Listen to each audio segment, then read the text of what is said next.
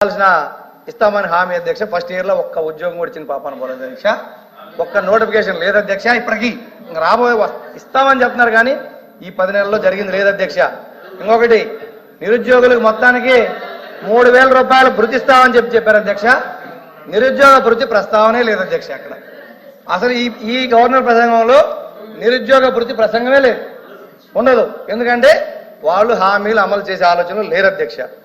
ఉద్యోగాలు, నిరుద్యోగ భృతి, వ్యవసాయం ఇవన్నీ పక్కన పెడితే విద్యా విధానాలకు వచ్చేటప్పటికి అధ్యక్ష వీళ్ళు చాలా గొప్పగా చెప్పుకున్నారు అధ్యక్ష. అసలు సాఫ్ట్వేర్ పితామోహం మేము, సాఫ్ట్వేర్ తీసుకొచ్చింది మేము ఈ రాష్ట్రంలోకి అని చెప్తున్నారు అధ్యక్ష.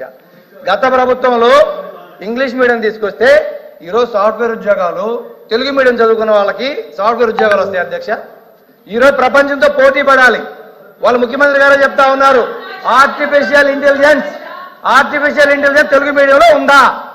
గత ప్రభుత్వంలో ఇంగ్లీష్ మీడియం అమలు చేశారు. ప్రపంచంతో పోటీ పడే విధంగా ఆ రోజు విద్యార్థులను తీర్చిదిద్దడానికి ఎల్కేజీ నుంచే ప్రణాళికలు చేశారు.